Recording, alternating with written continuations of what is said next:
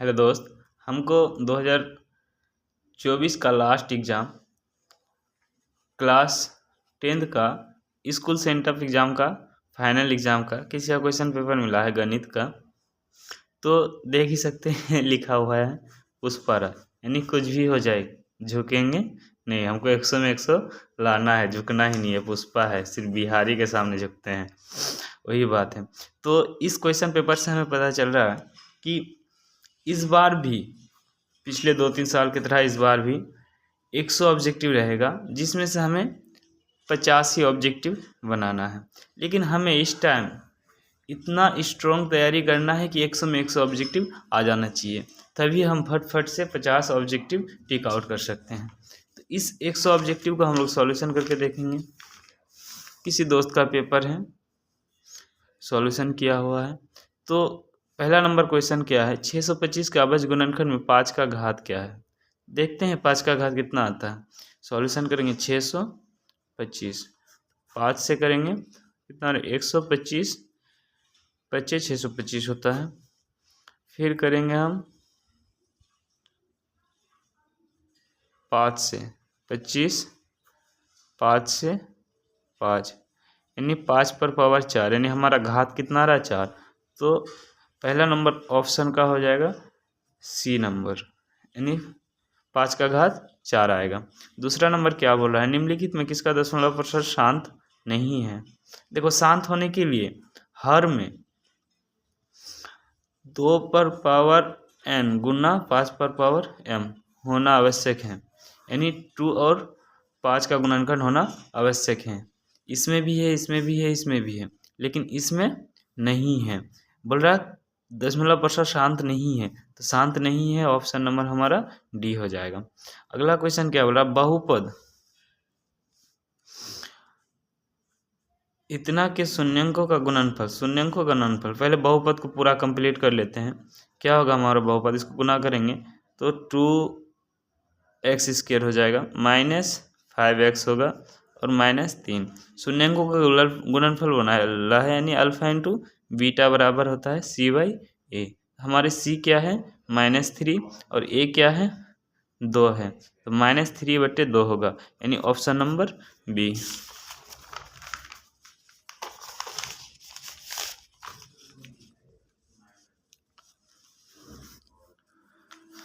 अगला क्वेश्चन देख रहे हैं, यदि समीकरण kx² प्लस 2x √2x - 4 बराबर 0 का एक मूल्य √2 हो तो k का मान होगा। एक मूल्य √2 है, तो हम लोग एक मूल्य के जगह, यानी x का मान क्या है, √2 है, तो x के जगह √2 को डाल के देखेंगे। k x के जगह √2 डालेंगे, स्क्वायर प्लस √2 गुना x के जगह फिर यही √2 डालेंगे, -4 बराबर 0। तो k √2 गुना √2 हो जाएगा 2, और गुना k, तो k को हम लोग बाद में लिख सकते हैं 2k, प्लस √2 गुना √2 2 -4 बराबर 0। तो 2k 4 में 2 गया तो -2 बराबर 0, यही 2 उधर जाएगा तो प्लस में हो जाएगा, और इधर 2k बराबर 2 खत्म, k का मान हो जाएगा हमारा 1। के का मान पूछा है हमसे, तो ऑप्शन नंबर डी हो जाएगा। अगला क्वेश्चन क्या बोल रहा है, यदि बहुपद px² plus qx plus r के शून्यंक अल्फा प्लस बीटा हो तो अल्फा प्लस बीटा का मान, हम लोग अल्फा प्लस बीटा पढ़े होंगे, अल्फा प्लस बीटा बराबर होता है -b/a। तो -b, यानी b की जगह क्या है, q है, फॉर्मूला का -b के जगह q, और a का मान क्या है हमारा, p दिया हुआ है, यानी -q/p, तो -q/p, ऑप्शन नंबर बी। अगला क्वेश्चन क्या बोल रहा है, सेक 60 डिग्री प्लस 1 सेक 60 डिग्री -1 बराबर क्या होगा। तो सेक 60 डिग्री का मान होता है 2 + 1, और सेक 60 डिग्री का मान यहाँ पे भी 2 - 1, 2 + 1 3/, और 2 में 1 गया तो 1 बराबर क्या हो जाएगा, 3, यानी हमारे option number C correct answer. अगला है विवेकतर ज्ञात करें, यानी हमको विवेकतर ज्ञात करना है, यानी डी का मान ज्ञात करना है। डी बराबर हम लोग विवेकतर बराबर एक फॉर्मूला पढ़े होंगे, b² - 4ac होता है। तो b क्या है, b की जगह -4 है, यानी -4 का स्क्वायर -4 फॉर्मूला का गुना a का मान 2 है, और गुना सी का मान क्या है 3। 4 का स्क्वायर हो जाएगा 16 माइनस 4 तिया 12, 12 दूना 24, यानी 24 में 16 जाएगा तो हमारा हो जाएगा -8, यानी ऑप्शन नंबर बी सही आंसर। अगला क्वेश्चन नंबर 8 बोल रहा है 4x² प्लस 4x प्लस 1 बराबर 0 के मूलों की प्रकृति क्या होगी। प्रकृति निकालने बोल रहा है। प्रकृति के लिए हम लोग डी का मान निकालेंगे। डी बराबर होता है b² माइनस 4ac बराबर b है 4, 4 का स्क्वायर माइनस 4, ए का मान है 4 गुना सी का मान 1, 4 चौके हो जाएगा हमारा 16 माइनस 4 चौके 16 बराबर 0, यानी डी बराबर हमारा आ रहा 0। अगर डी बराबर 0 है तो मूल हो जाएगा हमारा वास्तविक और समान। अगर डी 0 से बड़ा होता है तो हमारा मूल वास्तविक और असमान होगा, और डी बराबर 0 तो मूल वास्तविक समान, जो हमारे करेक्ट आंसर है।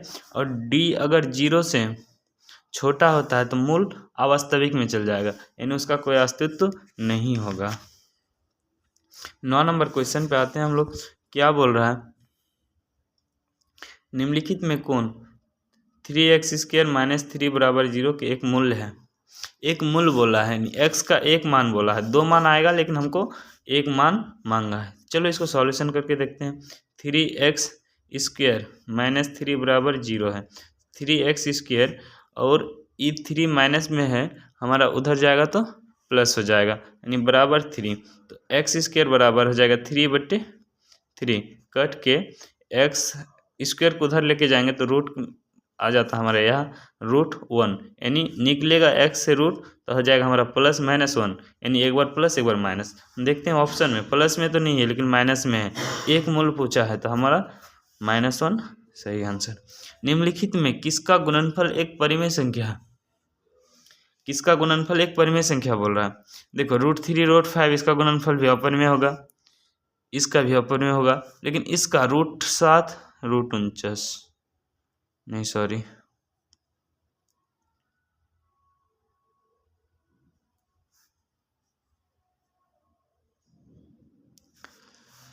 चलो इसका तो लग रहा है कि अपरिमेय ही होगा, इसका हमको डाउट हो रहा है। देखते हैं 125 गुना 125, रूट के अंदर √5 गुना √125, इसको गुना करेंगे तो हो जाएगा हमारा रूट के अंदर 625। 625 का अगर तोड़ेंगे तो हो जाएगा हमारा 25 गुना 25, यानी 25 का स्क्वायर आ जाएगा, यानी हमारा 625 का ये हो जाता है 25 आ जाता है। एक ठो निकलेगा रूट के अंदर 25 गुना 25 आ जाएगा 25। तो ऑप्शन नंबर बी हमारा परिमेय निकल के आ रहा है। निम्नलिखित में कौन 54 का अभज गुणनखंड है। 54 का अभज गुणनखंड, यहाँ पे गुणनखंड दिया हुआ है, अब 54 का अभज गुणनखंड हमें बताना है। चलो हम इसका गुणनखंड करके देखते हैं। यही से 2 से अगर करेंगे तो हो जाएगा हमारा 2 दूना 4 बचा 1, 7 दूना 14, 27, 3 से करेंगे 9 तिये 27, फिर 3 से करेंगे, यानी हमारा आ रहा है 2 गुना 3 पर पावर 3, यानी ऑप्शन नंबर बी सही आंसर।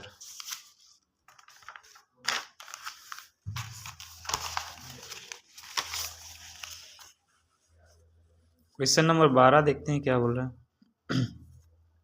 बोल रहा है निम्नलिखित में कौन रैखिक समीकरण है। रैखिक बोल रहा है, रैखिक साफ साफ दिखाई दे रहा है। जिस x पर पावर अगर 1 होता है, 1 छुपा हुआ रहता है, उसको रैखिक समीकरण बोला जाता है।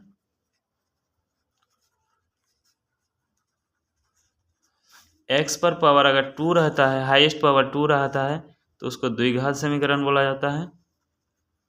और x पर पावर अगर 3 रहता है तो उसे त्रिघात समीकरण बोला जाता है। लेकिन यहाँ पे साफ साफ दिखाई दे रहा है कि रैखिक समीकरण हमारा ऑप्शन नंबर डी होगा, क्योंकि इसमें x पर पावर 1 ही है। ये सब सॉल्यूशन करेंगे तो कुछ भी आ सकता है, हमको सॉल्यूशन करने का जरूरी नहीं है। साफ साफ दिख रहा है तो हमको टाइम वेस्ट करने का कोई जरूरी नहीं है। निम्नलिखित में अगला क्वेश्चन पढ़ेंगे। निम्नलिखित में से कौन सा द्विघात समीकरण है। द्विघात समीकरण बोल रहा है, ये तो रैखिक दिख रहा है, ये रैखिक है, ये हमारा होगा नहीं। द्विघात समीकरण देखो, पहली बात ए समीकरण नहीं होगा क्योंकि बट्टे में कभी x नहीं आता है। बट्टे में x है इसका मतलब गलत है। द्विघात समीकरण, चलो बी नंबर चेक करते हैं। x गुना x हो जाएगा एक्स स्क्वायर प्लस 3x बराबर एक्स स्क्वायर। देखो बराबर कि इधर उधर एक्स स्क्वायर खत्म, तो ए भी द्विघात समीकरण हमारा नहीं आ रहा, 3x आ रहा है, यानी ए भी हमारा रैखिक निकल रहा है, ए भी रैखिक निकल रहा है, ये वाला तो है ही नहीं, तो हमारा ऑप्शन यही सही होगा। अभी सॉल्यूशन करेंगे तो भी, नहीं करेंगे तो भी यही होगा। सॉल्यूशन करके देखेंगे तो भी यही आ जाएगा, x गुना x हमारा x पर पावर 2 आ जाता है, और इससे आगे करेंगे तो प्लस 2x होगा माइनस 2x होगा बराबर 0, प्लस माइनस खत्म, हमारा एक्स स्क्वायर बच रहा है, यानी द्विघात समीकरण हमारा ऑप्शन नंबर सी ही आ जाएगा। अगला बोल रहा है यदि समीकरण के x square minus 6x minus 2 बराबर 0 के वास्तविक मूल हो तो।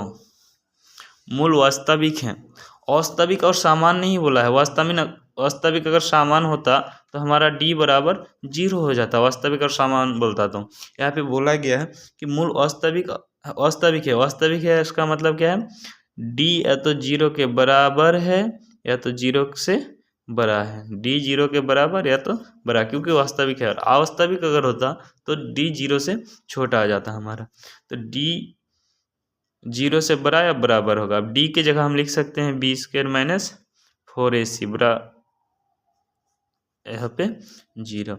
b का मान क्या है, 6 का स्क्वायर माइनस 6 का स्क्वायर माइनस 4 गुना फार्मूला का 4, a की जगह पे है k और गुना c की जगह है -2।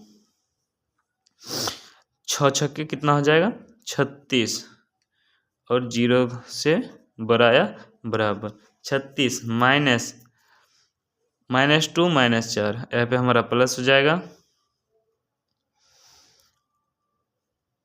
4 दुगुना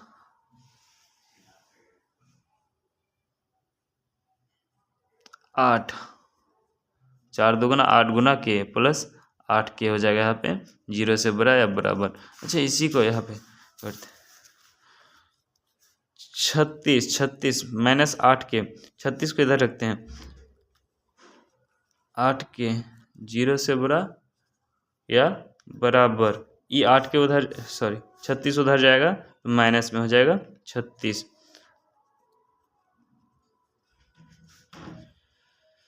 36 ये 8 गुना में है, इधर जाएगा तो फिर बट्टे में।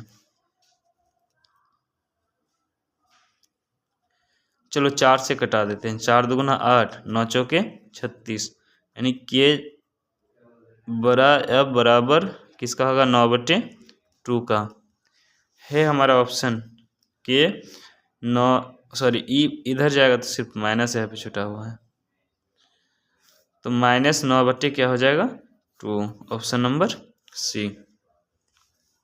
अगला 15 नंबर में क्या बोल रहा है, यदि किसी द्विघात बहुपद के शून्यंकों का योगफल इतना एवं गुणनफल इतना है तो वह द्विघात बहुपद होगा। द्विघात बहुपद का सूत्र क्या है, x square minus alpha plus beta x plus alpha into beta होता है। एक्स स्क्वायर माइनस शून्यंकों का योग क्या बोला है -3, यहाँ पे x plus alpha into beta में क्या है 2 है, एक्स स्क्वायर माइनस माइनस क्या हो जाएगा +3x और प्लस में क्या है 2, x square plus 3x plus 2, x square plus 3x plus 2 हमारे ऑप्शन नंबर ए में ही पड़ा है। 15 क्वेश्चन हो गया। अभी आते हैं हम लोग 16वां नंबर में। 16वां क्या बोल रहा है, युग्म समीकरण इतना तथा इतना का हल है। हल कैसा है, एक और अनेक हल, कोई हल नहीं, अनगिनत हल, इनमें से कोई नहीं। चलो हम लोग चेक करते हैं। इसके लिए क्या करते हैं,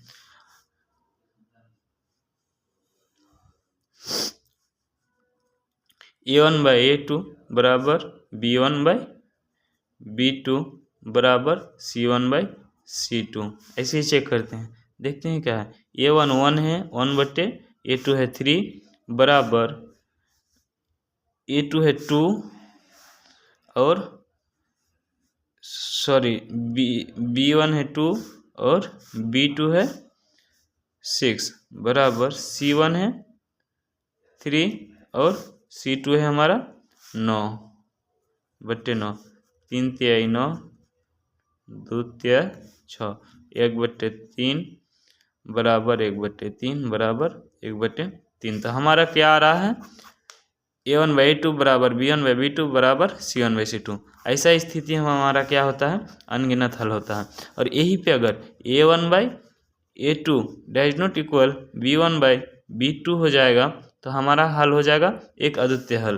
और आरेख कैसा होगा, प्रतिच्छेदी। और इसका आरेख कैसा होता है, अनगिनत का संपत्ति आरेख होता है, आलेख संपत्ति होता है। और एक कंडीशन जैसे A1/A2 बराबर B1/B2 तो है, डैश नॉट इक्वल अगर C1/C2 आ जाता है, इस स्थिति में कोई हल नहीं होता है और हमारा ग्राफ हो जाता है समांतर, जो रेल के पटरी की तरह चला जाता है। 17 नंबर बोल रहा है x बराबर 9 का आलेख एक सरल रेखा होगा। x बराबर 9 है तो y अक्ष का समांतर होगा। अगर y बराबर 9 बोलता तो x अक्ष का समांतर होता। x बराबर 9 है बोला है तो सीधा सीधी हमारा क्या हो जाएगा, y अक्ष के समांतर। निम्नलिखित में कौन समांतर श्रेणी में है, यानी कौन AP में है, यही पूछा जा रहा है। पहली बात AP के लिए क्या करना है, हमारा सार्वअंतर